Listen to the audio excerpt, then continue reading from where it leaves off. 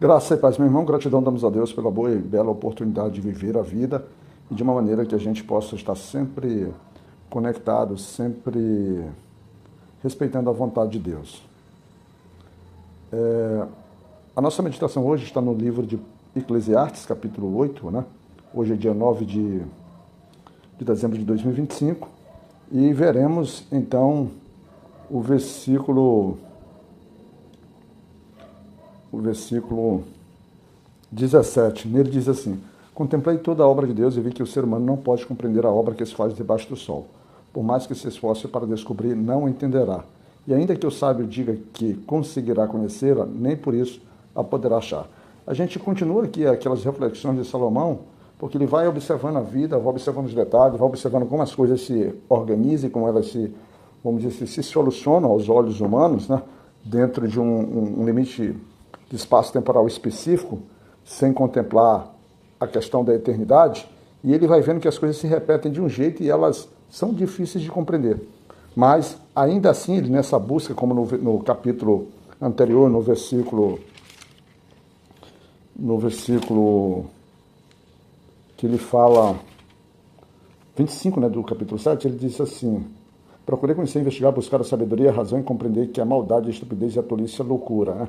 Porque ele falava, é isso quando ele dizia que ele buscava ser sábio, mas a sabedoria estava longe. Então ele procurou buscar ela entender. E ele continua nisso, mas ele está sempre tendo dificuldade de entender, porque aos olhos dele a vida ela se demonstra muito sem sentido, porque há muitas coisas que parecem que são favoráveis às pessoas erradas. Salomão, ele não é que ele esteja, vamos dizer assim, desacreditando na capacidade e do poder de Deus de solucionar as coisas, só que ele não compreende. E isso é um fator que está sempre incomodando a gente, como querendo servir ao Senhor, porque a gente quer compreender, a gente quer tratar que as respostas de acordo com a lógica que nós entendemos como correto. A primeira característica que ele vai ali dentro do versículo 1 e o versículo 15 desse, Salomão vai tratar a relação de um súdito e o seu rei. E ele começa dizendo que o súdito deve observar o mandamento do rei, e isso, se terrenamente é algo necessário, porque um rei tem poder, um rei tem a capacidade de mudar o destino de um homem, principalmente porque pode aprisioná-lo, pode inclusive mandar matá-lo, pode fazer com que ele seja serviçal do rei, ou seja, suas condições de vida sejam completamente alteradas. Salomão, então, ele diz que é importante, na presença de um rei ou diante de uma autoridade, você não ter pressa de sair da presença dele, né? E porque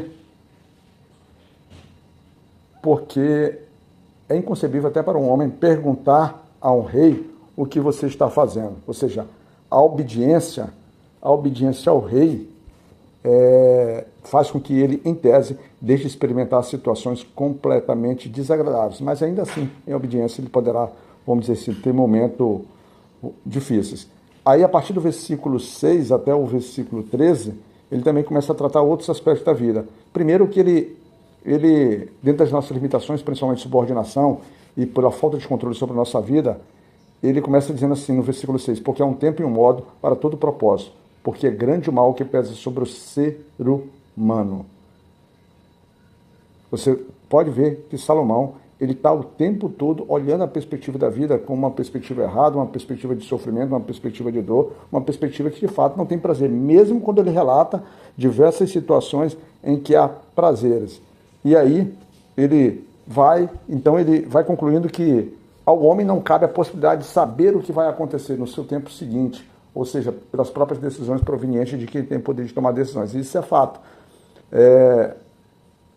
As coisas acontecem de uma forma repentina, por vezes nos trazendo muita dor. Às vezes também tem coisas que acontecem de forma muito favorável, mas o que prende o homem, o que chama a sua situação, é os seus, vamos dizer assim, a sua desesperança nas coisas da vida. Então ele tem, por naturalidade, absorver, memorizar e relembrar com muita frequência aquilo que de fato causou dor. E Salomão, ele vê isso como uma necessidade. Então ele conclui que há um tempo em que uma pessoa tem domínio sobre outra. E esse domínio sobre outra, ele serve para o seu próprio mal. Não exatamente para algo de bom. Alguém que domina sobre outro, principalmente porque ele domina pela percepção errada, ele domina com um propósito errado. E aí ele vai vendo, durante a condução, ele começa então a perceber, ainda dentro do caminho entre o 7 até o 13, que há muita desigualdade na vida, há muito, vamos dizer assim, desequilíbrio. Ele olha que haviam ímpios que foram sepultados com honra, enquanto haviam pessoas santas que trafegavam, ou seja, que viviam a sua vida de uma forma santa, de uma forma plena, que eles acabavam morrendo e que, pelo menos aos olhos humanos, que ele está olhando sempre os olhos humanos, elas são completamente esquecidas, e eram pessoas que trabalhavam e viviam seu bem. Na verdade, Salomão, ele olha a vida de uma forma nua e crua, porque ele, nesse momento, é como se ele não tivesse a expectativa de que Deus pudesse responder. Mas o engraçado é que, na verdade, ele fala isso, mas na verdade, ou pelo menos ele deixa ter uma perspectiva disso, mas quando a gente está lá no versículo 13, lá no finalzinho ele diz assim, ele chega a entender que isso é uma percepção errada, porque lá no versículo 13 ele diz assim, mas nada correrá bem para o ímpio, e ele não prolongará os seus dias, será como a sombra, visto que não teme a Deus. Então ele tem uma clareza que, na verdade, o fim do ímpio, ele vai ser, vamos dizer assim, ruim, mas em contrapartida ele fica nessas divagações, causando uma certa dificuldade de compreensão. E isso tudo ele vai tratando como um aspecto sobre vaidade.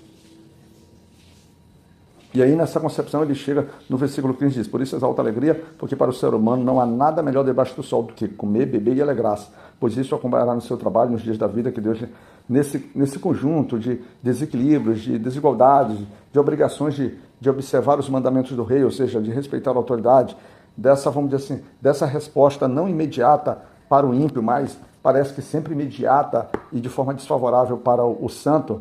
Ele diz assim, sabe uma coisa? O melhor é se alegrar. O melhor é se alegrar pelas pequenas coisas. E ele vem repetindo isso, que as boas coisas da vida, na verdade, é comer, beber e alegrar-se.